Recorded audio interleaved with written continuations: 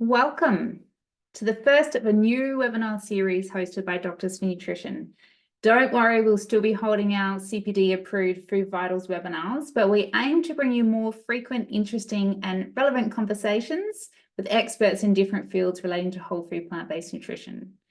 I'd like to start by acknowledging the traditional owners of country throughout Australia and their continuing connection to land, waters and culture. I'm meeting with you today from the traditional country of the Kaurna people of the Adelaide Plains, South Australia. We pay our respects to their elders, past and present.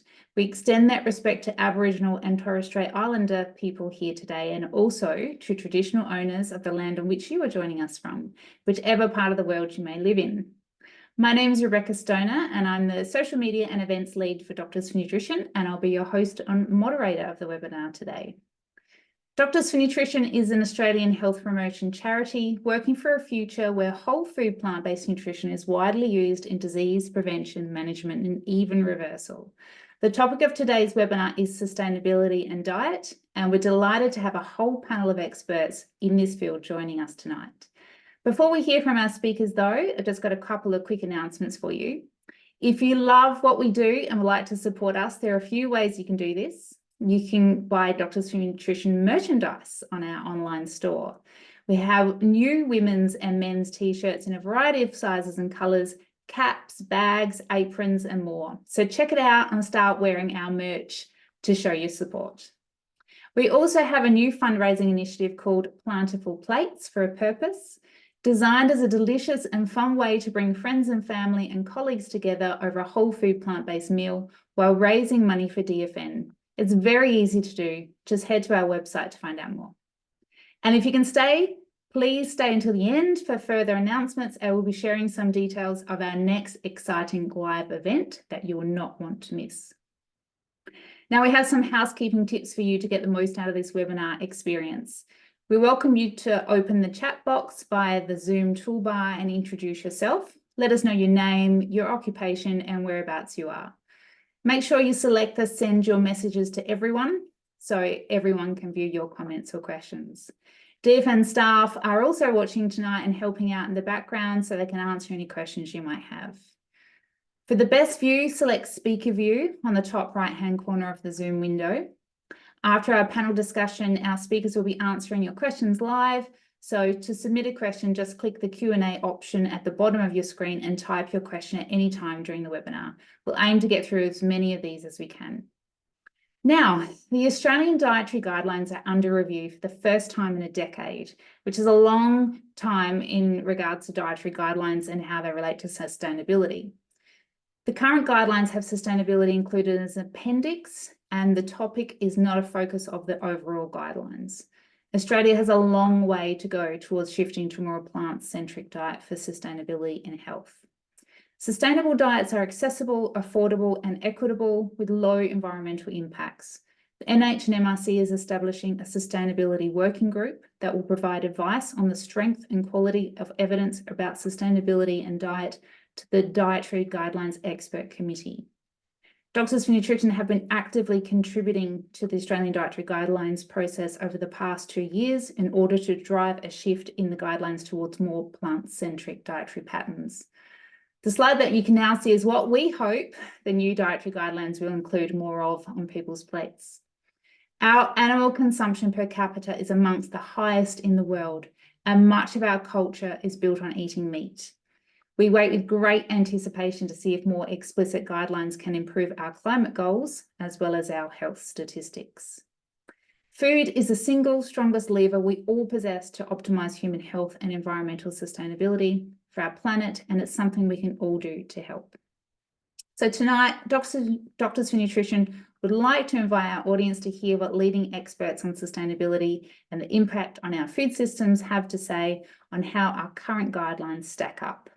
They will explore the lessons we can learn from other countries, what unique challenges we have in Australia, and we can learn about greenwashing and misinformation that is shared by the meat industry. I'll leave it up to the experts to discuss the nuanced relationship between our diet and sustainability. But now I'll introduce each of the speakers. Dr. Diana Bogueva is currently working with Curtin University Sustainability Policy. Deanna does research in social marketing, sustainable food consumption, meat consumption, alternative proteins, food and masculinity, which we'll be talking about tonight, consumer perceptions, and food sustainability. Her most recent publication is Cultured Meat and Australia's Generation Z. Her work has garnered several prestigious awards, and additionally, her 5 peer-reviewed papers are ranked in the top 5% globally for the media attention they've gathered. Dr. Tushar Mehta practices family and emergency and addiction medicine in Toronto, Canada. Dr. Mehta's research includes areas include the medical and nutritional benefits of a plant-based diet and the impacts of animal agriculture on the environment and global food security. He's the co-founder of Plant-Based Data, an online database which collects and organises the most important literature regarding the impact of plant-based diets on health, environment, food security, and also includes the role of animal agriculture in creating pandemics. Tushar won't be joining us live, but we will play a presentation that he's prepared for tonight's webinar. He may join us for the Q&A if he gets off work early enough. Now, Anna-Lena Klapp is a PhD candidate in agricultural sciences with a master's degree in public health nutrition. She works as the nutrition and health lead at ProVeg International. Due to her award-winning research on food-based dietary guidelines, she cooperates with several international non-profit organisations and governments to create more sustainable, healthy, plant-forward future. Hollie Waters is a friend of ours and is an accrediting practicing dietitian. She holds a Master's in Nutrition and Dietetics from Griffith University. Through her private practice, Edico Nutrition, Hollie supports others to adopt and maintain a healthy whole food plant-based diet.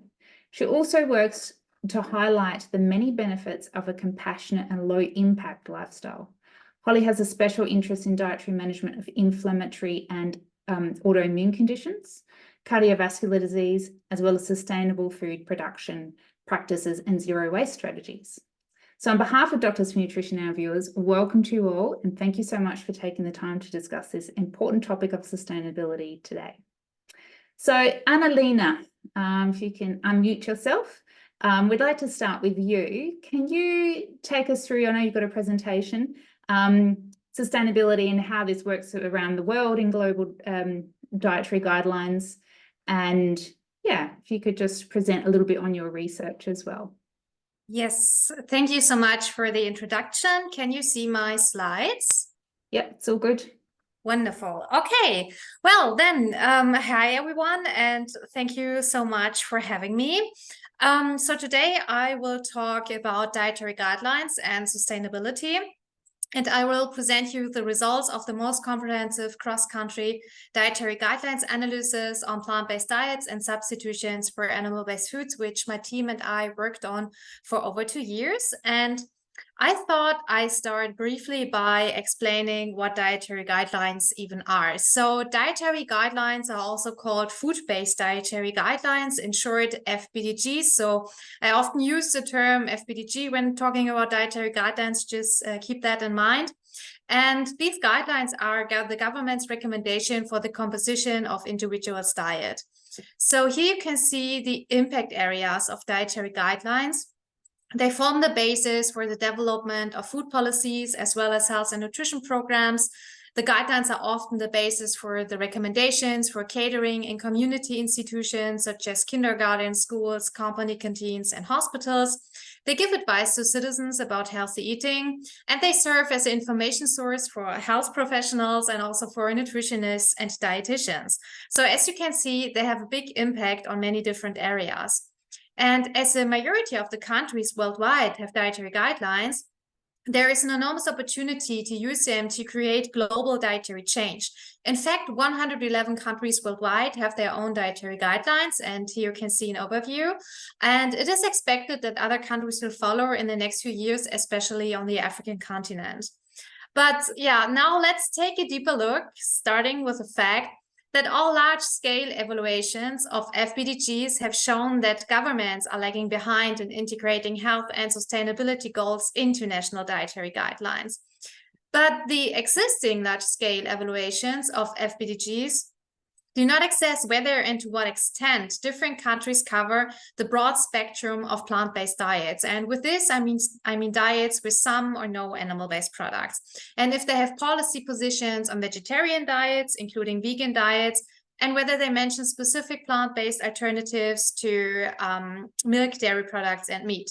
So my team and I identified this research gap, which resulted in this paper here, a global analysis of national dietary guidelines on plant-based diets and substitutions for animal-based foods.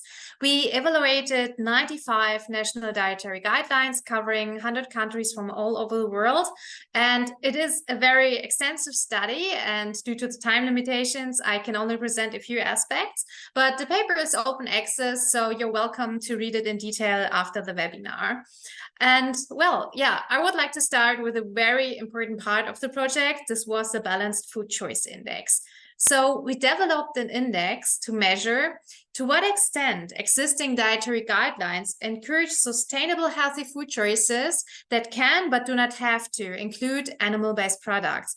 And we use the word balance to refer not only to varied food choices, but also to indicate that FBDGs should balance the ethical, ecological, religious, and economic aspects that play a role in people's food choices. And indices can be a helpful tool for policymakers and also for health professionals to identify best practices and learn from the experience of other countries. However, our study demonstrates a considerable information deficit regarding healthy and sustainable food choices in current FBDGs worldwide.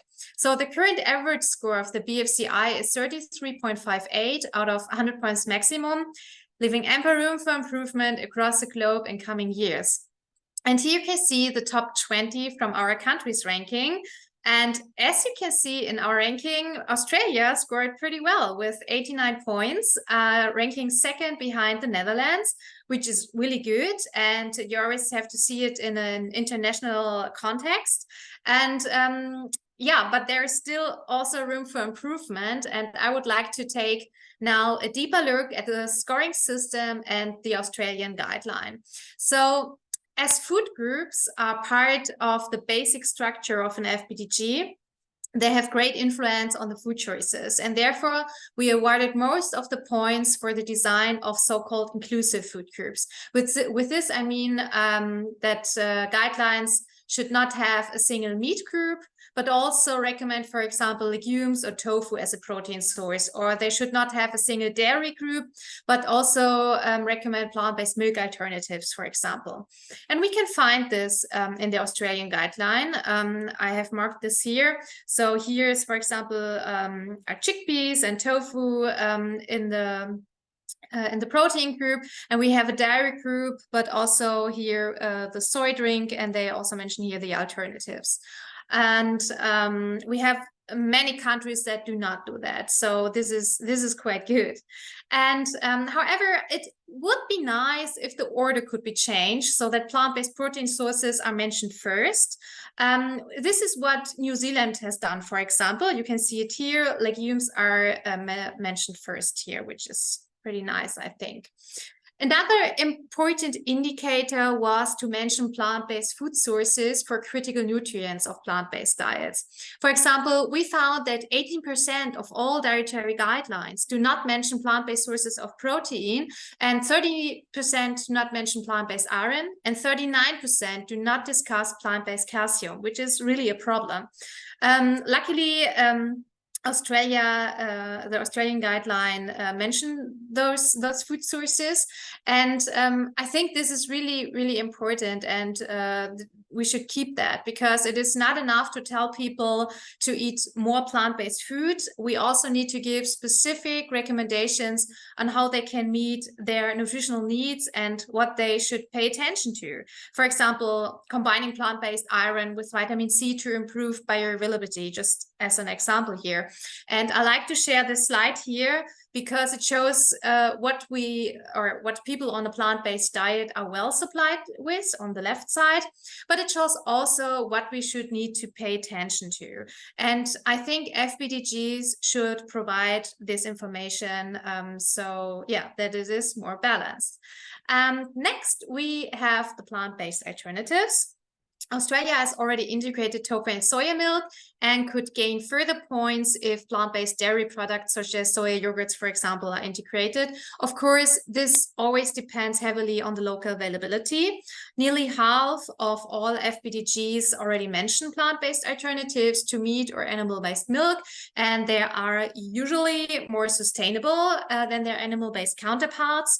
And moving away from an animal-centered to a plant-centered diet can be made easier for people by the availability of plant-based alternatives with similar taste and texture to the animal-based counterparts. However, there's a lot of discussion going on around these products when it comes to healthy diets.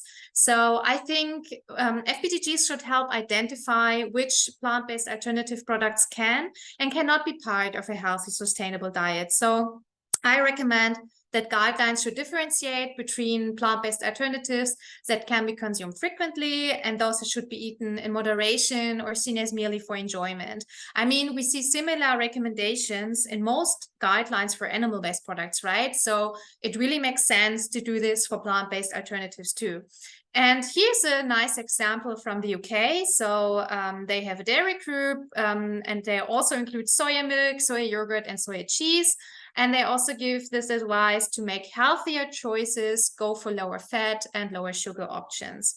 Another example from Sweden, they updated their food circle last year and integrated plant-based alternatives to meat, milk, and dairy products in all relevant food groups and marked them with a small green symbol. You can see it here, here, and here, which is a pretty nice solution, I think.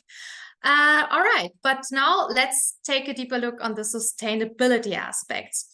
As you can see, more and more countries have integrated sustainability criteria into their guidelines in recent years, and hopefully Australia will do it as well. I mean, at the moment, it looks good, I think. And I also would like to share some examples from other countries here that already included the environmental sustainability. So Qatar, for example, has a chapter on protecting the environment. And the first key recommendation here is emphasize a plant-based diet. They also talk about reducing leftovers and prefer locally produced foods. Another example is the Netherlands. They have also integrated sustainability and they recommend a maximum amount for the animal-based products such as meat, dairy, and fish. New Zealand refers to the FAO and WHO recommendations and describes sustainable dietary patterns as largely plant-based. And just a few weeks ago, Germany has updated its dietary guideline, and the new guidelines are closer to the model of the planetary health diet. And they have lowered the recommendations for the consumption of meat and dairy. And they use the mathematical optimization model for this that not just include health, but also sustainability aspects, which is really amazing. And yeah, with these few changes, Australia could get some extra points and kick the Netherlands off its first place. So in theory, it would be really easy. But now let's finish up with some key takeaways. On the left side, you can see the status quo, and on the right side in green, you can see what criteria balanced guidelines should meet. So balanced FBDGs need to provide inclusive food groups and eliminate animal-only food groups. They need to include recommendations to reduce animal-based foods based on health and sustainability benefits. They need to encourage healthy and sustainable food choices and give advice for the broad spectrum of plant-based diets. Balanced guidelines need to recommend healthy plant-based substitutes to animal-based foods, and they need to be more inclusive by providing guidance about well-planned vegetarian and vegan diets. And please see this 5 key recommendation always in the local context. And yeah, I'd like to close this talk with one last note. In 2022, the IPCC released its report on ways to mitigate climate change, and dietary guidelines were mentioned as one of the important instruments to mitigate climate change in the food sector. And not only that, they identified very similar points that we also that need to be changed that we also identified. And With global planetary and human health goals and targets falling short, it's more important than ever to ensure that FBTGs promote sustainable, healthy food choices, and this includes recommendations to eat less animal products and fostering plant-rich diets and plant-based alternatives as part of their positions and food groups. And I hope that this message reaches policymakers and health professionals across the globe. And yeah, that brings us to the end. Thank you so much for your interest and your attention. Thank you so much, Anna-Lena. I'm so glad that we now have a new focus to kick the Netherlands off the top spot. I think we can probably do it. That's great. So, Diana, I'll just try and unmute you from my side as well, because you will be next. Yeah, okay, I think we're good. Excellent, thank you. So, Diana, your turn now. If you can bring it back to the Australian context of dietary guidelines, and also considering we live in a very meat-loving and our economy relies heavily on animal agriculture. Yeah, it'd be great to see if you can talk a little bit about that too. Started from That's okay. Okay, I'm sure that you can see. Thank you very much for the invitation and for this wonderful initiative. I organize this talk around 4 areas: food choices and diet behavior, highlighting meat as a key choice, masculinity and gender in food, including meat alternatives, different generational views, especially the Generation Z, and we'll close with some key takeaways. Today, Australia's food landscape is rich with diverse flavors made possible by affordable ingredients, cultural blending, and probably a renewed love for cooking and gastronomy. We experienced this mostly around COVID-19. This Australian food landscape is still centered around meat. Australia continues to be one of the leading nations in meat consumption globally, with around 90 kilograms per capita yearly. There are small changes and some emerging trends to move away from red meat, but we are replacing it with other types of meat. We used to eat lots of beef, but now chicken is a king with 43 kilograms per person per year compared to 20 kilograms of beef. We are also eating less lamb and more pork. And one thing still remains popular, no matter what types of meat is part of it. This is the classic Aussie meal, including meat and 3 veggies. However, only 4 out of 10 Aussie adults eat enough vegetables, as a CSIRO study conducted between 2015 and 2023 among 235,000 adults shows. Not all foods are made equal in the mind of the consumer, so we all have our favorite food and individuals' likes and dislikes. Before I bring it again back to the Australian context, I would like you to see this figure, which is presenting social and environmental influences of food choices and diet-related behavior. As you can see, it's influenced by multiple factors.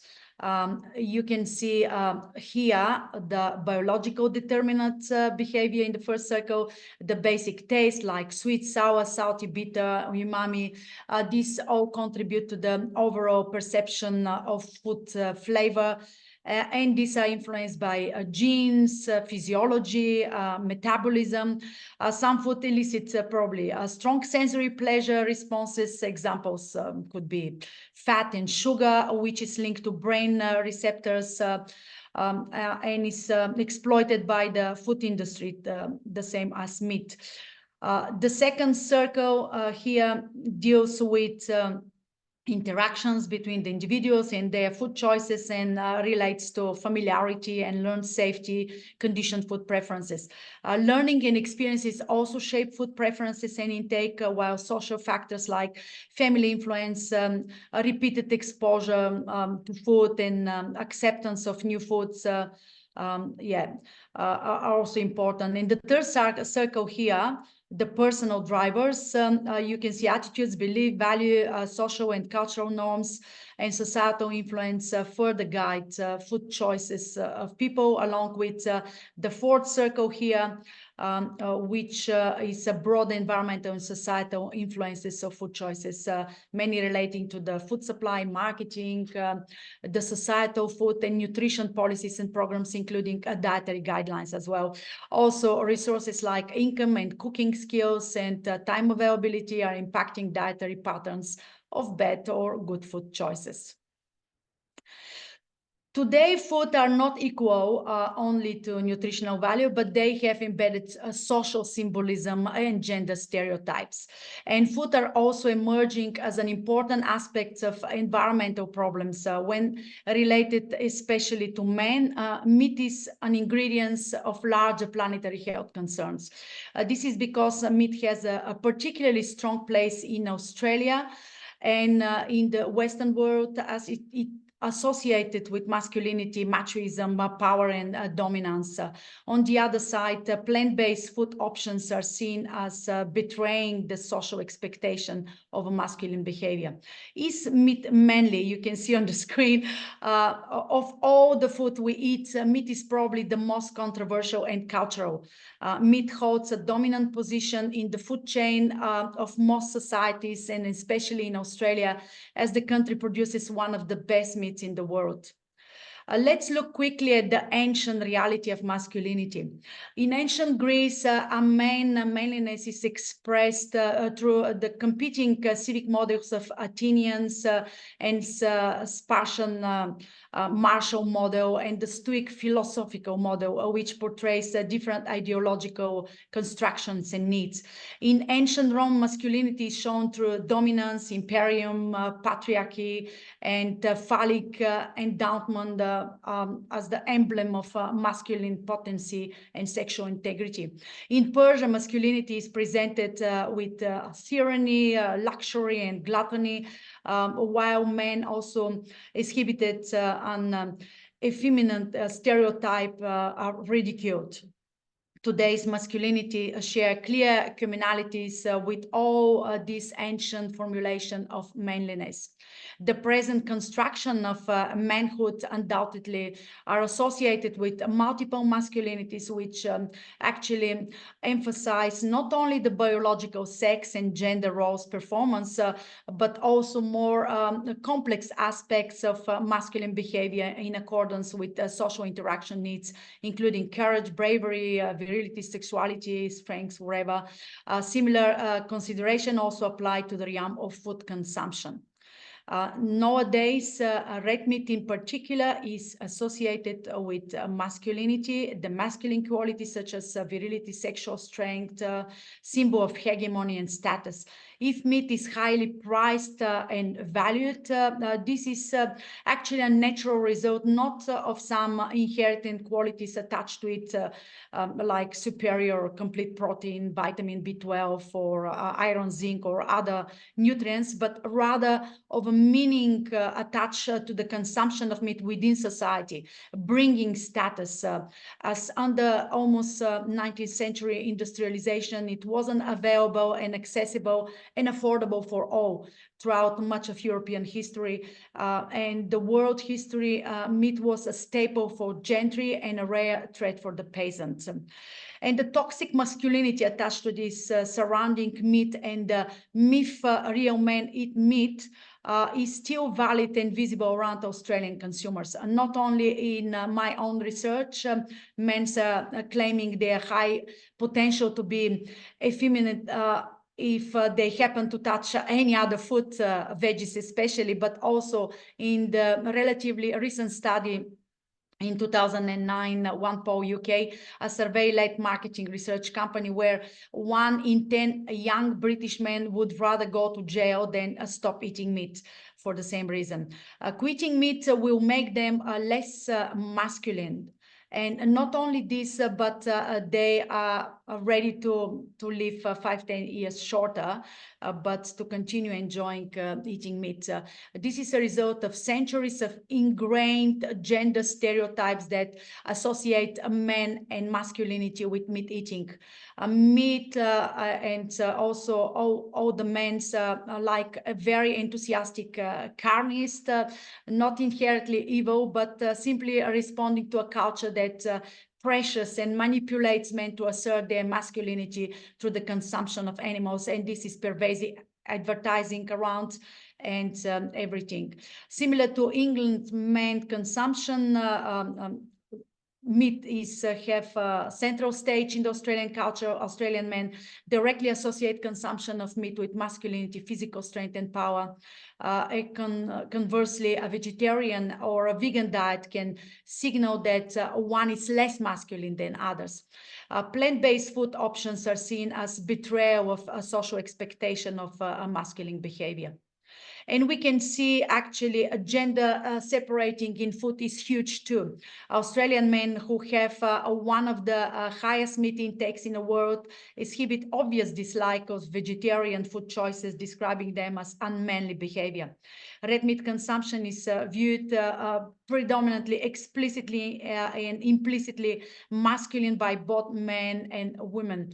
A study entitled Meat, Moral and Masculinity revealed that vegetarian men are considered to be 35% less masculine than their meat-eating buddies. It could easily be concluded that vegan men probably they'll be viewed even less manly. Interestingly, in the same poll one poll, the UK survey that I mentioned earlier, the results showed that women who are usually more likely to give up meat claim that they are less likely to date a vegan, as they don't perceive a vegan man macho enough for them, meaning females also support the toxic masculinity. And you can see here is about a plant-based alternative. Is very interesting because Aussie blokes are actually ready to compromise to some extent when going out with girls at the vegan restaurant and particularly consuming meat alternatives. We all know that alternative proteins and plant-based meats are now everywhere in the supermarket, fast food chains, in the restaurant menu. Our new research published last year with my colleague, Professor Dora Marinova of Curtin University and Christopher Bryan of Bath University, UK, is based on in-depth interview with 36 men aged 18 to 40 who recently went to vegan restaurant in Sydney and actually tried a plant-based burger. And we found that none of these men who usually eat animal meats 4 to 5 times a week or more were likely to include plant-based alternatives in their diets permanently. These are the generation Z and millennials more likely to embrace flexitarianism, which is meat reduction, and include more plant-based foods. That is why it was surprising to see the strength of their negativity towards plant-based meat. Many of the interviews made a strong link between animal meat and their own masculinity. You can see some of the citation here on the screen. Two psychological responses are at work here. The men we interviewed saw the idea of the vegan only menu as a blow to their freedom of choice, regardless of whether they enjoy the burger. They were determined to restore their freedom. This is in line with the idea of psychological reactance, which suggests people will react very strongly to perceived loss of freedom. On the other hand, the men we interviewed wanted to impress or please their girlfriend or partners who had taken them to the restaurant. This is linked to impression management theory, which describes how we strive to be in control of how others see us. And earlier research has shown men in particular can buy into eating larger and unhealthy meals as part of impression management. Forcing people to abandon animal meat is a non-starter given how strongly we react to perceive a loss of freedom. That means we need to go after the psychological reasons some men in particular have such a strong attachment to animal food. And you can see why the reason Australia loves too much meat. Australia is among the world leading producer and exporters of meat. The country enjoys consumption of high quality red meat available and accessible for everyone. The tradition of the English meat-rich culture of meat and three veggies I already mentioned are very strong and heavily practiced, especially by males. The whole nation is proud with their heavy meat culture and national identity linked to the barbecue-based beach culture, where steak, sausages, burger, and ribs are being grilled with the right techniques, smells, and appearance. Australia also being a multicultural country of immigrants, mainly of them or originate from poorer nations where animal products are too expensive and unavailable. When they settle in Australia, are enjoying meat-rich diets. So meat is raised to a pedestal and has been at the heart of all feasts and celebrations in Australia. Apart from this, I would like to present different generational perspective, particularly of one generation, Generation Z. And why this generation is very important? Because it represents 30% of the world population and 20% of the Australian population. They tend to rally spontaneously for different causes that resonate with them. They're digital native, all of their characteristics can be seen on the screen. But what is more interesting, they have lots of concerns and particularly you can see two of the concerns that are very important and very related to food are the sustainability and climate change. You can see this on this study, which was conducted with among 32 countries around the world, more than 16,000 participants. Another study you can see here is you can see what this generation is doing to change the environment. And you can see like 90% have already become vegetarian and vegan, and 35% have reduced but not entirely stopped their consumption of meat and fish. So Generation Z is doing something to change. Another things you can see, so all consumers around different generations, they want to live more sustainably, but you can see Generation Z is predominantly leading the trend because they avoid brands that are not so environmentally friendly, and they check the products for their sustainability and everything that is attached to better food choices. So we are growing new generations, and actually this generation are stepping into the workforces, and soon they'll be our policy maker and decision makers. So it's very an important generation that we have to look and see what they want. Predominantly, they want a reduction of meat consumption and incorporating this reduction with humble veggies and fruit. And I'll finish now with some optimal messaging. Men needs to realize and reassess the current love of meat as old-fashioned and not appropriate for the 21st century, which require more sustainable food choices. A new role is required from marketing and institutions protecting planetary health to change the perception of masculinity. And Anna-Lena Klapp touched on the sustainability part of the Australian dietary guidelines.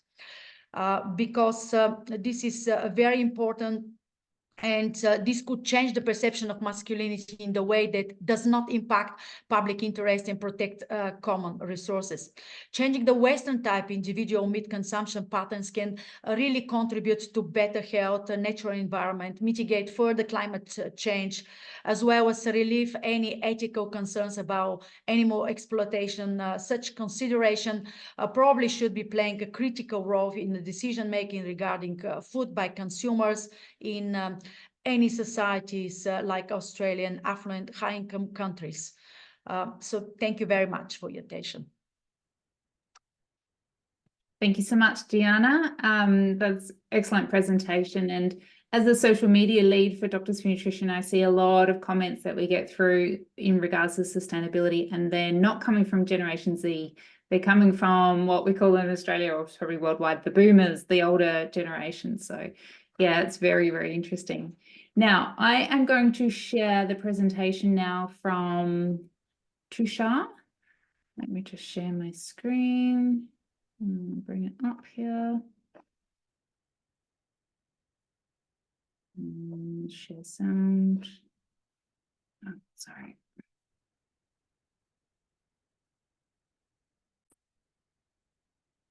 Thank you for this invitation to discuss this very important issue. And the presentation is going to be brief, but I hope we'll get some main points across at least. First of all, it's the great tragedy of our time that there's such rampant global environmental degradation, yet most of the sectors are influenced by major industries and also their narratives that they create, and what amounts to a very large proportion of misinformation. So now let's talk a little bit about what they mean by regenerative grazing. What they talk about is having a lower density grazing than conventional grazing, moving the animals around so to not overburden the soil or strip the soil too much. And over time, compared to the worst grazing practices or compared to the worst forms of cropping, there can be some better soil health and maybe some carbon sequestration in the soil as well. But what they don't tell you is that this is somewhat time limited. You can store a maximum amount of carbon in that soil. And again, reiterating that this is compared to worst practices that existed prior to such regenerative grazing. The other thing that they don't tell you is that such type of grazing uses more land to create, per unit of meat or protein that is then taken from these animals. So if this regenerative grazing practices use about 2.5 times as much land as concentrated feeding operations for those same type of animals. So right there, you have a much greater environmental impact. Even though it looks nice in pictures or may look nice in pictures, you are losing natural ecosystems. And they don't tell you also that there's more methane created when you graze these animals as well, okay? And the other major thing that they don't tell you is that, let's say you use that same land, and let's take the pictures that they use these very lush areas, and let's say you conducted plant-based agriculture in those same areas instead of grazing. Well, in one of the videos that you showed me about environmental practices in the animal agriculture industry in Australia, they say, oh, we're saving 20% of the land for natural reforestation. Well, what about instead of that, you reforested 95% of that land, or allowed 95% of that land to go back into nature, and just use that small 5% to grow the optimal plant proteins that that could grow equivalent amount of protein, rather than that most of that area used for animal agriculture. And that's what you could do. If you had lentils, beans that were the optimal kinds, or soybeans, which are also a fantastic source of nutrition, you could probably rewild 95% of the land and grow the protein in a much smaller area and have the same amount of protein come back to you. Now, there are a few other things that they do, which we're not going to have time to get into right now. It's a very, very complex topic.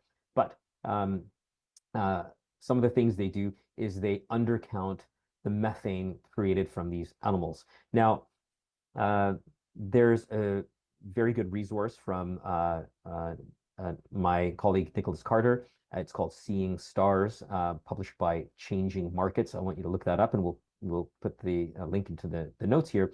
And it shows how the animal agriculture industry is trying to game the system and undercount the impact of the methane in a way that favors the large industry and shows them to have a very small carbon footprint. And this is one of the ways, in terms of these industries getting to net zero, or so-called net zero, they're undercounting methane. Okay, so Methane is counted in different techniques. There's GWP 100, which is the most commonly used way of measuring the warming impact of methane.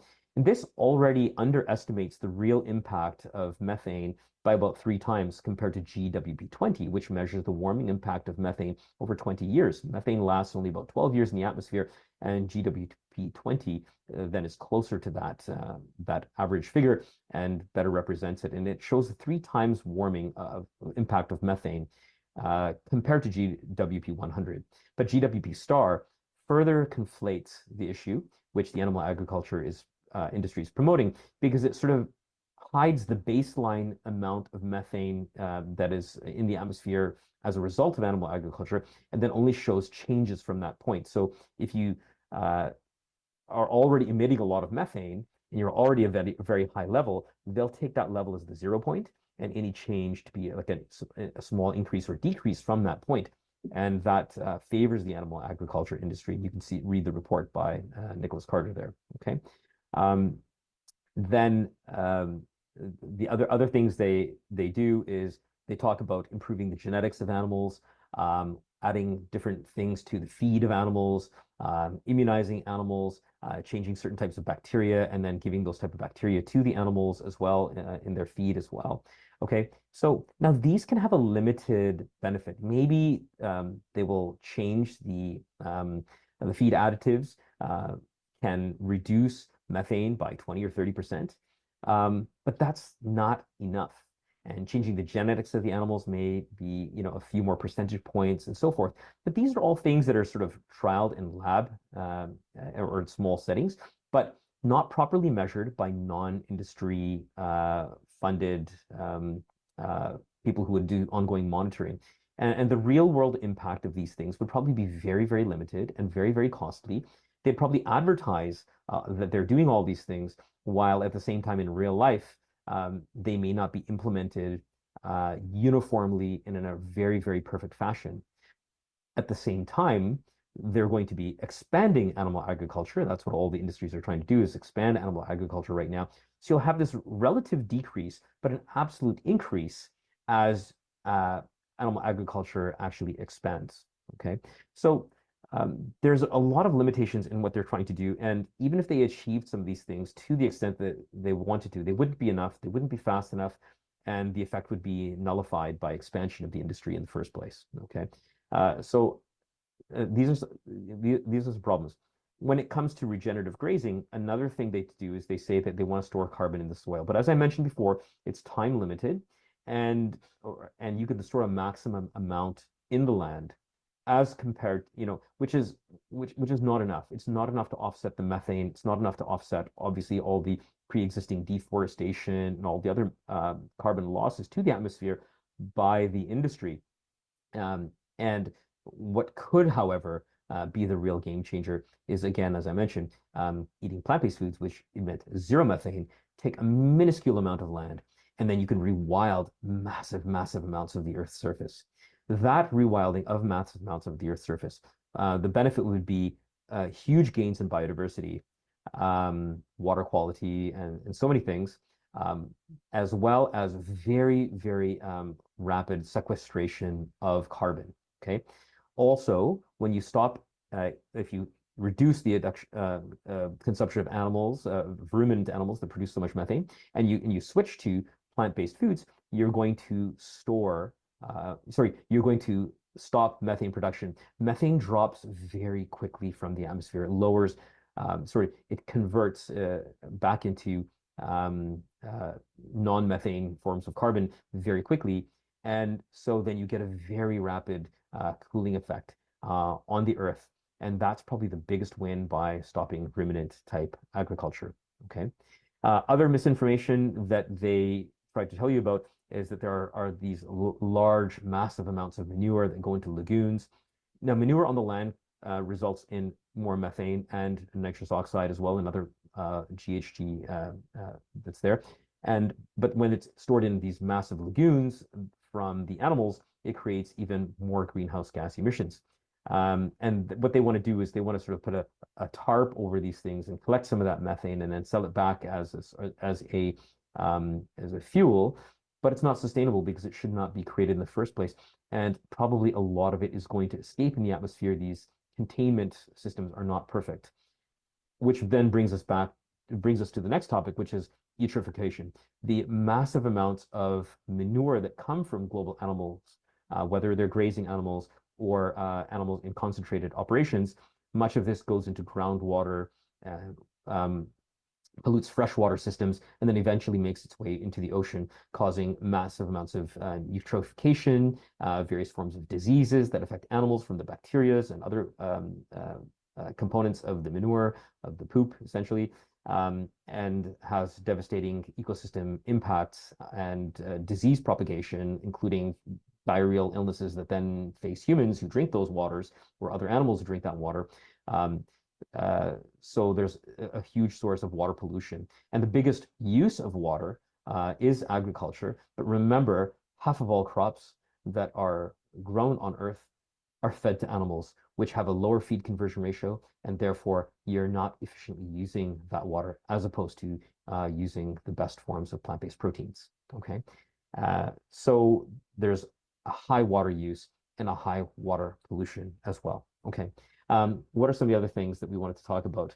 We wanted to talk about land carbon, but I already addressed that. Alicia mentioned it, and I mentioned that, basically we're going to store the most carbon in land in the form of the living biomass, in terms of the root systems, in terms of soil carbon, and in terms of the increased amount of forest detritus, which goes to a certain equilibrium in natural ecosystems. And that stores far more carbon than you can ever imagine that comes from the best regenerative grazing practices. Okay. And we also talked about feed quality. Just one more point to emphasize about feed quality is that when you have the most concentrated feed sources, then you can have the least amount of methane created. And when a lot of these agricultural industries talk about their reduction of methane through improved feed quality, what they're really meaning is we're going to feed them more grains and concentrated feeds. Okay, which we already know creates less methane. So the proportion of time that they may spend on land may be reduced, and the proportion of land in the concentrated feeding operation may be increased. They fed more concentrated feeds, reach slaughter weight faster, and ultimately also produce less methane from the concentrated feeds as composed to grass and silage and those type of less concentrated feeds. Okay, so that's something we already know. But nevertheless, even with the most concentrated feed and the best feed sources, you're still producing very high amounts of methane, as compared to almost zero amounts of methane when you are eating, good sources of plant protein. Okay, I'll end it there. Some of the resources to also use is the disinformation report that Nicholas Carter recently came up with. And we're going to be creating more of these resources that you can use on plant-based data, including stuff that looks at the marketing techniques of animal agriculture and their use of pictures and photography and videography to sort of emphasize the sort of emotional connection people have to their messages, while sort of missing the realities behind what's really going on. And the disinformation report and GWP Star report by Nicholas Carter will also really talk about how they really try to create these fake methane cycles. And some of it is so blatantly fake when they talk about biogenic methane and biogenic methane cycles that it's just completely falsified information that they're telling you that when it comes to biogenic methane, and we can't get into it now, but that's something really that we have to learn to debunk, that people have to know that it needs to be debunked and easily debunked. It's so easy to do that actually too. Once you know anything about methane and how the whole methane systems work in the atmosphere. Okay, and the last thing is, if you want to know more about regenerative grazing, we're going to be coming up with an explainer on that at Plant-Based Data, but also there's my podcast about regenerative grazing, which is on the Hope for the Animals podcast, and I hope you'll like that as well. And thank you so much for this opportunity. I know I've gone over time. Okay, thank you so much. I'll end it there. Take care now. Good luck to all. Bye-bye.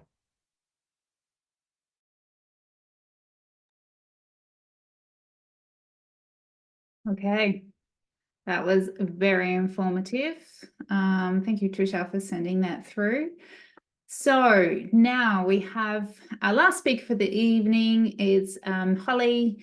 So as a dietitian, Hollie, what does all this look like on the ground to you when you're dealing with patients, and how can health professionals encourage people to eat sustainable diets day to day? There was a recent study that came out of the US that showed that only 25% of people, even though they knew sustainable diets were the best way to go, only 25% of people would make the change. So yeah, it's really interesting. So it'd be good to hear your views. Absolutely. Thanks, Rebecca. I'll just share my slides with you all.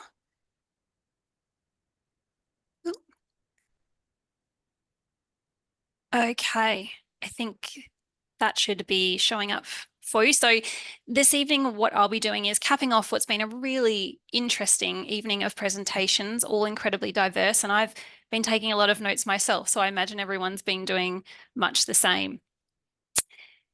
To finish up with the presentations for this evening, I'm just going to talk about what the reasons are behind why we need new evidence-based guidelines, how human and planetary health are directly related.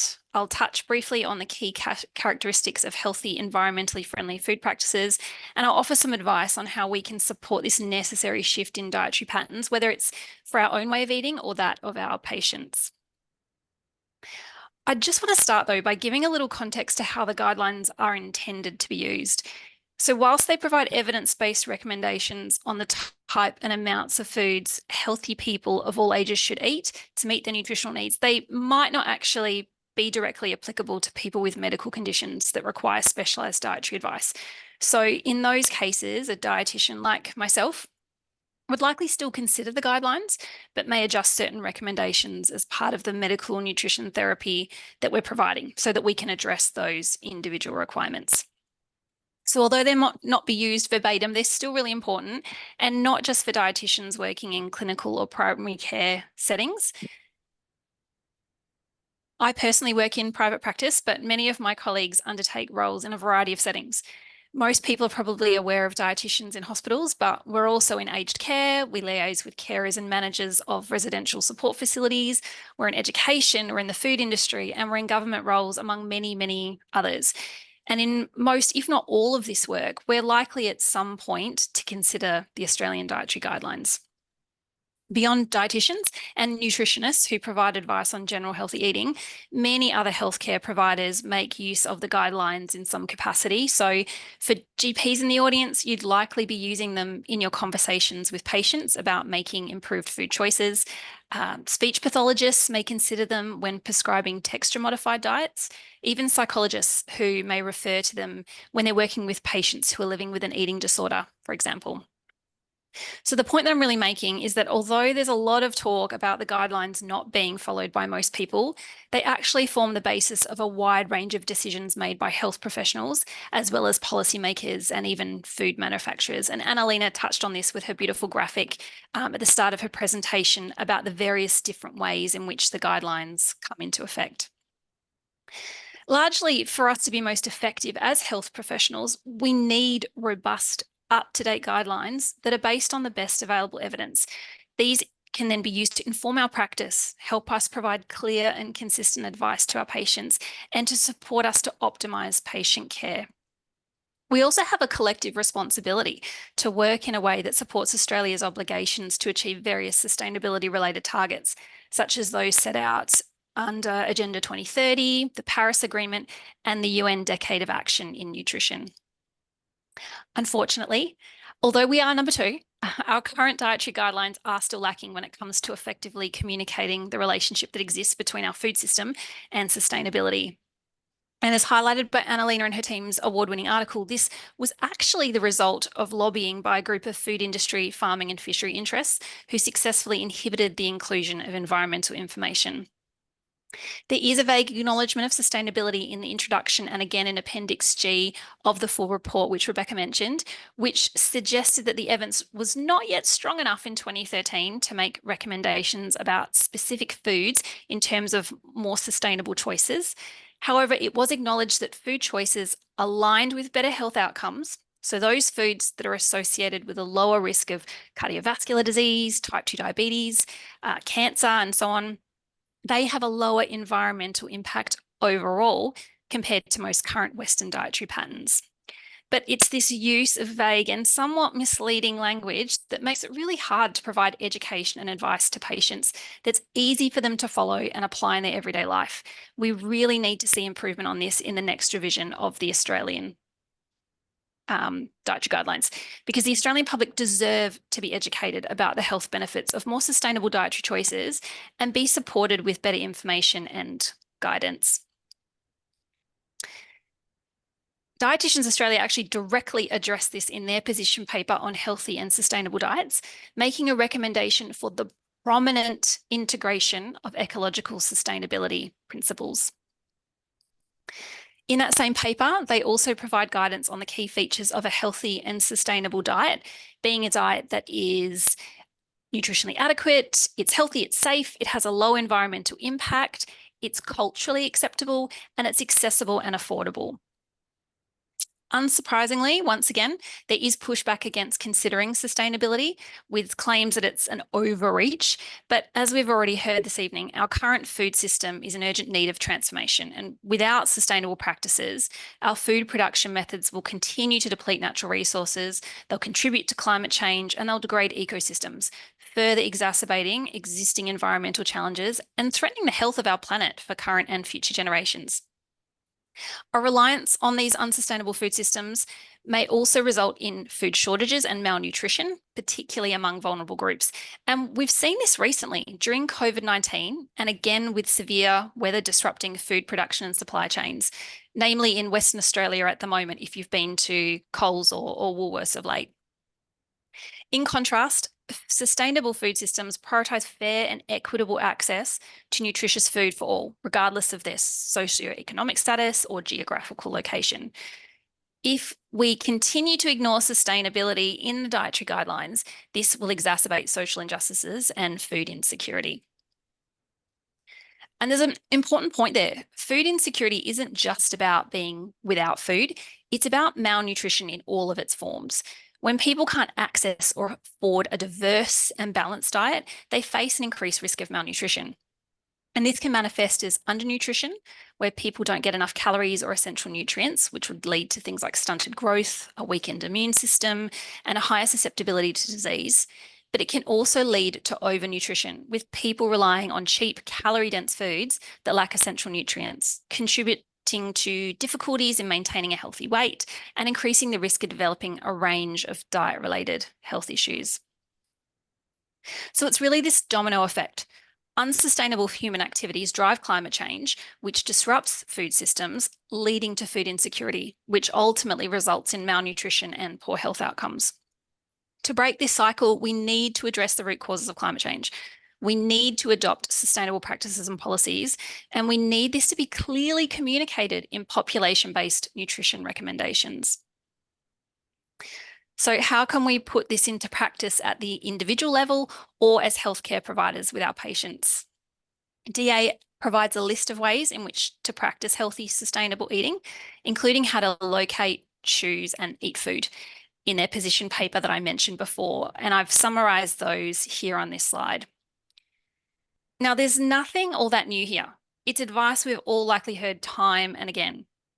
The recommendation to prioritise plant-based foods, more specifically choosing plant-based proteins, is possibly something that has not been clearly communicated that well to this point. So it's likely that people like us as individuals or the people that you're working with might need the greatest level of support and guidance to implement this particular recommendation. Shifting to a diet that is aligned with improved personal and planetary health might be a really big change for some people, especially if their current diet is quite far removed from the existing guidelines. So how do we support our patients, or how do we as individuals make this necessary change? A helpful first step is to simply consider how you've been most effective in the past in making a change. Some people like to go all in. For others, slow and steady is the best approach. Successful change really relies on that individual lens or that individualization. From here, you could focus on increasing the frequency and diversity of plant-based meals, introduce some easy substitutions, and then gradually bringing in more and more of these nutritious foods and displacing those that fall outside the scope of healthy, sustainable eating. An important point to consider, and one that's probably related to a couple of the comments and the questions that have popped up in the chat so far, is that when we're thinking about diet or counselling our patients, we need to remember that we eat food, not nutrients, and that the core foods in a healthy, sustainable diet are those that we've been receiving nutrition education about for decades. We know fruit and vegetables are good for our health. Choosing foods high in fibre, like whole grains and legumes, help keep us regular, and that we should be limiting or avoiding highly processed foods. It's really only the terminology around dietary patterns that might be new. The science on the benefits of eating this way definitely are not. Plant-based diets are widely recognised by a number of leading dietetic bodies as nutritionally adequate, healthful, appropriate for all life stages, and providing many health benefits for the prevention and treatment of disease. In fact, plants are some of the most nutrient-dense foods available. Dark leafy greens and legumes are rich in iron, zinc, and calcium. Whole grains, fruits, and vegetables provide a range of essential vitamins, minerals, and phytochemicals, whilst beans, lentils, nuts, and seeds, and whole grains again are high in protein and rich in dietary fibre. However, as with any way of eating, no matter which pattern you choose, it's important to ensure your diet is well balanced. And if you are someone that is at increased risk of inadequate intake, for whatever reason that might be, you might need to be a little bit more strategic with your choices to include plenty of rich dietary sources or employ strategies that will help you to consistently meet your individual needs. If this is you, perhaps consulting with an accredited practicing dietitian for some individual advice might be helpful. As a result to changes in the way we farm and process foods and a shift in the way we live and spend our time, there are some vitamins and minerals that may require a little extra attention for particular groups. And Anna-Lena, again, in one of her slides, noted what those were in relation to plant-based eating, plus with an asterisk about the fact that these can actually apply to other ways of eating, although people aren't kind of questioned on them when they choose to follow a more mixed or omnivorous pattern. Those that receive a lot of attention in the conversation around plant-based eating include iron, calcium, vitamin B12, and vitamin D. And I've included a handful of rich plant-based sources or just some general advice on how to meet your needs through foods or supplements for each of those. In terms of iron, there's this prevailing misconception that eating a plant-based diet places you at greater risk of low iron levels. However, even for non-vegetarians, most of the iron in Australian diets comes from plant foods, with less than 20% from meat and meat products.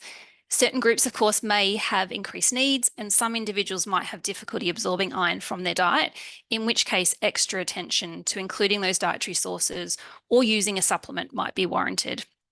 The advice here really is to review your diet, and if you're in doubt, speak with an APD.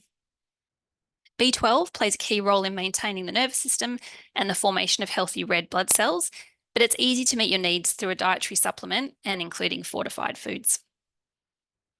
Vitamin D is another, again, irrespective of dietary pattern, that might warrant supplementation.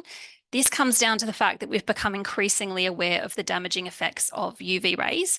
We also tend to spend a lot more time on indoor activities, which places many people at risk of D deficiency. Although some can be obtained through your diet, without adequate sun exposure or supplementation, you might be at risk of low levels. So it's best to speak to your GP about a blood test if you are concerned. If you are looking for more information or to source some patient-directed resources, there are several evidence-based websites and organisations that provide guidance on following a healthy, nutritionally balanced plant-based diet. I've included just a handful here and would hazard a guess that many of you will be familiar with them already. Wrapping up, I just want to emphasise the value of dietary guidelines. They're an important tool used by various individuals and groups working to improve the health of Australians. And because they form the basis of public nutrition policy, we need these to be robust, up-to-date and reflective of available evidence on all relevant factors that influence health, from farm to table and everything in between. We therefore need new guidelines to integrate sustainability, following the lead of others like the 2023 Nordic Nutrition Recommendations and Canada's Food Guide. And thanks, Anna-Lena, for the tip about the German guidelines that have recently come through that use clear and explicit language around what constitutes a healthy, sustainable dietary pattern. We also need to feel confident in recommending a minimally processed, plant-based or largely plant-centered diet to our patients, of course, with consideration to their individual medical needs, as it represents this unique opportunity to simultaneously support the longevity of our planet and the food systems we rely on and reduce the incidence of diet-related chronic disease. And in doing so, we need to remember that knowing and doing are different things. Eating is a behaviour, so we need to gauge readiness and individualise behaviour change strategies to support long-term success, because sustainable dietary change is ultimately what we're aiming to achieve. Thank you for the opportunity to speak with you all this evening. Thank you so much. That was really good. I love the way you summarised knowing and doing are different things. That is so true. So many people know what they should do, they just don't act on it, which is one of our biggest barriers to getting people to change to a plant-based diet.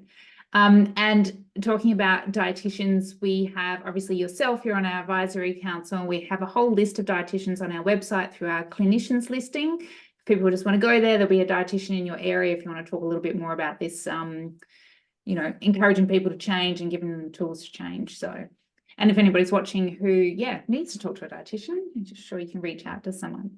Now, if everybody else can turn on their cameras, we're going to do a little bit of a Q&A. So thanks to everyone for your presentations. Now, a reminder that this recording will be available soon after we finish, obviously not tonight because we want to go to bed. But if everybody can share the slides, we'll share that with our audience as well. And we'll be sharing a bit of this in future social media posts. There's some really good quotes that we've heard here tonight. Now, lots of questions coming through. I just want to start with, there's a comment from somebody watching about Tushar's presentation, how a lot of the things he talked about were very unnatural. And this, I was thinking this too when I was listening to the presentation, how people would be happy to, I guess, eat a genetically modified animal because it's better on the environment rather than eating a crop of soy or something like that, which is just very strange. But many of the pro-meat eating advocacy groups and even the government talk about how green and sustainable food may be, with images of animals grazing in large paddocks. And it's very important to dispel these messages, which I think is really important. Those happy cows and happy chickens, they're not, it's not like that in reality. So remember, everyone, if you want to post a question, you can put it in the Q&A and we'll be able to see it. So we'll start off with a question for Anna-Lena. We know that many people worry that they're missing something if they avoid animal products. So how can we highlight in our guidelines what people should consider on a plant-based diet without causing more fear and stopping people change? Yeah, good question. So I think, so we all know, and Hollie perfectly pointed that out, the benefits of a plant-based diet. But I think it's also important to be transparent about the challenges. And FPDGs can be a perfect tool for that. So they are mostly an education tool. And I think in my presentation, I showed this table with the critical nutrients on the, nutrients we were well supplied with on the left side and the critical ones on the right side. And I think it's important that guidelines include this information and give detailed information about what we need to consider, because as also Hollie pointed out, we need so iron deficiency is a big issue worldwide, and everyone is like, oh, we need to eat more meat. But this is not true. We need to raise awareness that we need to combine plant-based sources with vitamin C, for example, or that we need to process in a certain way, and so on and so forth. So we need this kind of information and raise awareness, and not just among citizens. I think we also need to raise awareness among health professionals about that and policymakers. So yeah, this would be my answer, I think. Yeah, well, that's definitely what we're trying to do here at DFN, is educate both the general public but also the medical professionals. So hopefully we'll get there. Now, Diana, question for you. You mentioned the influence of advertising. What are your thoughts on how this can be managed? Sure, one thing is no fast food advertising while children are awake, but the media is so disparate. I think that's, how can we manage whose responsibility is it basically? So there's advertising, and we shouldn't be advertising to children fast food, but whose responsibility is it? Yeah, the responsibility is you know, on multiple levels. So government is above, but all the, you know, the companies that are trying to get their messages across with the wrong products like discretionary food or sugary food or any other food that are not good for the kids to consume, and also food with fat as well. So basically, it's also parents also have a role to play here, because they can be a good role model, leading by example and showing what is good to be consumed and what is not good to be consumed, and also leading their kids towards which messages are actually good messages to follow and which are not good to follow. And also education, like at school and different educational facilities, it's a right place to be implemented, different programs that could also guide kids to not to believe in these messages, because the messages, we know that they are pervasive, they can't be stopped. You know, this is like all related to having more profits for all of these companies that are advertising it, and also it's affecting our health, it's affecting many other issues that we have to deal later. So basically, I would recommend be a role model, parents, and teach your kids to do the right thing. That sounds fantastic. I try and do that here. They don't always listen, but at least we eat a plant-based diet, which is good. Now, a question for Hollie. How can Australia overcome the inequity in the food system? We touched on that before. Feels like such an impossible task. Is it a government responsibility, communities, big business institutions? I think it's quite complex. So would all these parties working together be a better option? I think so, absolutely, Rebecca. We like any complex problem, it really requires everybody to be an active participant in that. Absolutely, there's a role for government, but as individuals, by making certain choices, we can support a food system that is far more equitable, and certainly with a shift to more sustainable food production practices and more sustainable dietary choices, we can see far more equity there as well, especially when it comes to, say, access and affordability. We know that these foods are, you know, generally, if we're talking about minimally processed plant foods, they are the most affordable foods available. They promote improved health outcomes, which means that a lot of the income that you might be having to be directing towards managing a health condition can then be brought back towards, you know, purchasing, you know, foods for yourself and your family that are far more nourishing. But that is looking at it from the individual level. But certainly, you know, we need to be working together as communities. We need to sort of not see this as like a siloed, you know, set of responsibilities for each group. We really need to be collective with it. Yeah, that's great. Totally agree. Now this one, maybe Anna-Lena, you might be able to look at it from a global perspective, but in Australia, I think what we're seeing is we actually have pretty good dietary guidelines. As you showed, we were just one underneath the Netherlands. So there's obviously a disconnect between what we're recommending and what people eat. So what sort of policies or actions need to be considered, maybe what you've seen on a global scale, to make everything work towards a sustainable diet? Yeah, also a very important question. So nutrition education is necessary but not sufficient, and poor diets are not just an education problem. So the food environment plays a crucial role in creating behavior change. And with this, I mean, for example, the food availability in school canteens and hospitals, or economic and political factors like food prices and taxes. And yeah, education and personal willpower alone cannot overcome an environment that facilitates poor dietary choices. And there are many potential barriers to eating a healthy, sustainable diet. In other words, we need to make the healthy, sustainable choice the easy choice. And dietary guidelines can be a powerful tool to help with that. but countries need an implementation strategy. I have an example from the US. So in 2012, the US Department of Agriculture implemented a rule that all school lunches and breakfasts need to be in line with the dietary guidelines for Americans. And today, more than 30 million children are eating in accordance with the dietary guidelines for at least one meal every school day. And an analysis with more than, I think it was 40,000 children published last year showed that the implementation of the program was associated with an improvement in school meal quality, as well as a significant decrease in child and adolescent body mass index. So this was really a successful public health intervention. In short, good guidelines are nice to have and important, but we need an implementation strategy. Yeah, that's fantastic. I really am looking forward to seeing what our guidelines say and getting them into the school system, because I know what I see in my children's school. I mean, even though we have a different system in Australia, you don't usually get a cooked lunch.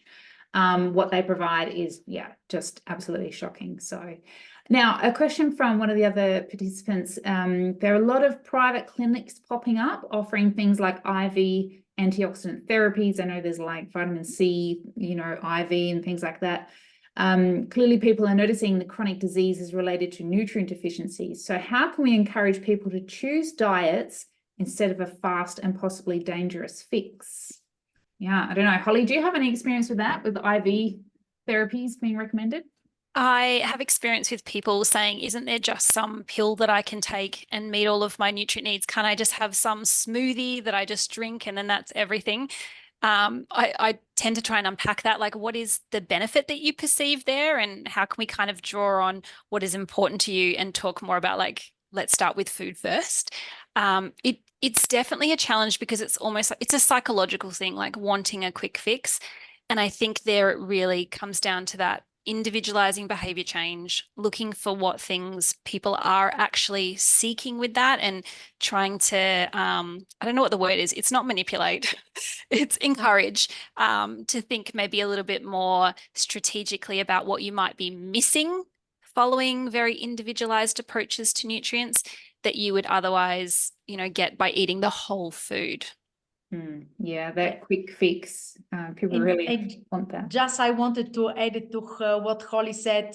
Probably is very important also to inspire people to learn how to cook unfamiliar food, like fruit and veggies could be a good, supplements to all the diets that they have, and eating more fresh whole food yourself is also something that we need to be sharing with others and encouraging others to do. Yeah, definitely. And that's one of the things we do here at DFN. We do the occasional cooking demo, Helene and I in my kitchen, showing people how to saute without oil and, I don't know, cook tofu and all those sorts of things. So it's fun. I think that sort of practical side of things people really enjoy, especially if they can taste the food themselves. And what I'm hearing too, and you might be able to comment on this, is that people face barriers to change. And I really think that whether it's changing for their health or sustainability, everybody has their own reasons, but they have the same barriers. Yeah, would you agree? Yeah. Now, another question for Diana. In the last couple of decades, it feels like we have started to make gains on gender stereotypes. Do you think this will slowly drive a shift on the same trajectory towards more veggies? Less meat, more veggies. Yeah, it could be, because the men, especially Generation Z men, are more open towards vegetarian diets, but not exactly. We mentioned the alternative proteins are not necessarily healthy. So this is something that they're not considering, but they're more open to whole food, more fresh ingredients that they can eat. And many of them are becoming vegan and vegetarian. So I think that the trend is on the kind of rising, so probably we'll have a few changes in the future that will be pleasant for the Australian stereotyping of meat culture. So yeah. I'm looking forward to it. Yeah, I'm looking forward to it too. And through our social media posts, we do see a lot of the older generation. So they definitely are opposed to eating plant-based for health. They don't think it's healthy. They think it's healthier to have meat, but also they are completely greenwashed. Like their ideas about sustainability and what's good for the planet seem very way off. And it's been really surprising for me to come across that. I just kept thinking, where do these people get this information from? But yeah, there's a lot of misinformation out there, isn't there? Now, what other questions do we have? Oh, there's a bit of coming in about lab-grown and cultured meat. So, as part of Doctors Food Nutrition, we recommend a whole food plant-based diet as unprocessed as possible. But these sort of lab-grown cultured meats or plant-based meat alternatives help people in that transition phase. So do you think this is obviously a more sustainable option, and do you think people will take it up? Diana, you might have some background on that. Yeah, so basically all of these alternative proteins could be considered as a transition foods, but they are not necessarily, as I mentioned, healthier.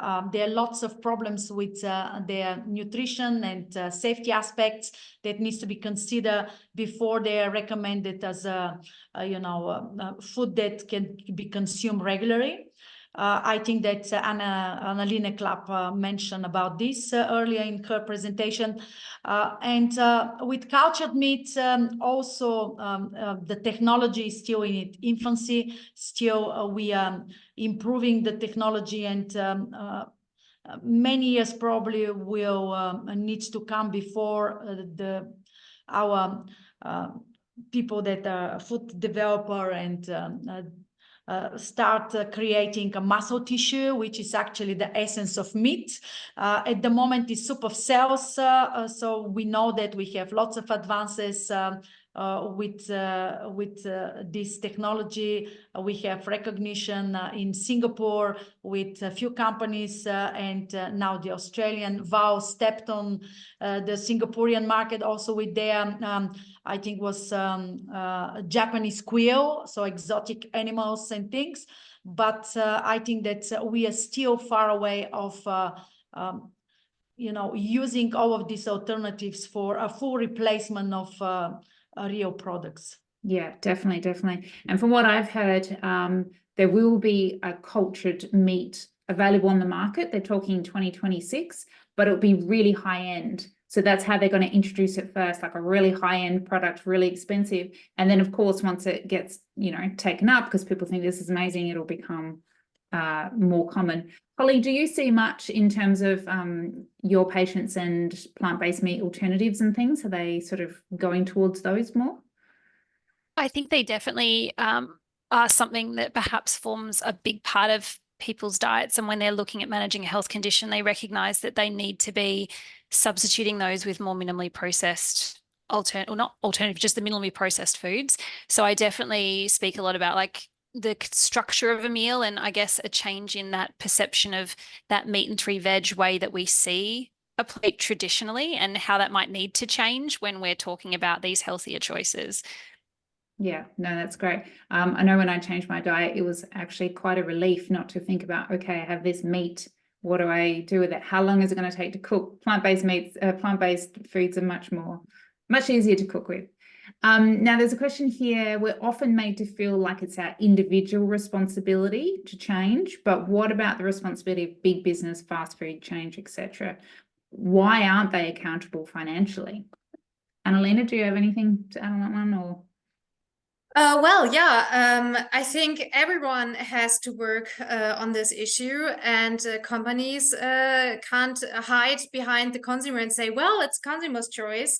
As I already mentioned, we need to provide an environment where the healthy choice is the easy choice, or the sustainable choice is the easy choice. And companies also need to take a step forward. What I can say from my work at ProVeg International, more and more companies are doing it. So of course, we have a lot to do, but there are more and more companies who want to take their responsibility and changing this their products, changing their menus to make it more sustainable, more healthy. They are very open and want to have all informations, and they want to really work on the problem. And we also have, talking about plant-based meat alternatives, I think they are an important bridge technology. Of course, a whole food plant-based diet is always the healthiest version or choice, but there can be a good bridge technology. And in Germany, ProVeg supported one of the biggest sausages producers in transitioning to a more plant-based product line. And well, now they make more money with the plant-based alternatives than with the animal-based versions. And they were really the biggest supplier of those products in Germany. And this is amazing. And at the beginning, they were also like a bit, should we really do that? What will the customers say? And our business partners and so on. But yeah, they started doing it. And now they are super successful with it. So it can also be a business opportunity. Yeah, amazing. And we're seeing a little bit of that with plant-based milks. I think some of the dairy companies are switching over because they feel like this. And I feel like this is a change that's just at the beginning. Obviously, the guidelines will help fuel this change, but we're just starting to see this dietary shift, which is really exciting. Now, we might wrap up things for tonight. So thank you, everybody who's watched tonight. Thank you for my wonderful panelists who've been here, and Tushar, who couldn't attend live. Must still be at work because he couldn't just jump in. Yeah, and thanks to my colleagues in the background too, who've been posting in the chat box and sharing links to all your research and your website, Hollie. So that's great. Now, over the coming days, you'll receive an email from us with an evaluation survey and a link to the webinar recording. You can also scan the QR code on your screen once that gets shared. Yeah, excellent. And complete the survey now. We'll also paste a link to the evaluation survey in the chat box, and really appreciate it if you could take a few minutes to complete this. And always at the end of every webinar, we have a great, exciting announcement. In just over 2 weeks' time, join myself and DFN and Dr. Michael Greger, who will be joining us live. We'll first play a pre-recorded viewing of his informative presentation on his latest book, How Not to Age, followed by a live Q&A with the man himself. So start thinking about your questions, get them lined up, because no doubt it's going to be not only informative, but very entertaining. So don't forget to register. You need to register to be included, and we'll share that link with you as well. Now, finally, to view fact sheets on a range of health topics and other useful resources, head to our website, doctorsfornutrition.org. And thank you again, everyone, all my wonderful panelists, for joining us today, and we wish you a lovely evening. Thank you. Thank you.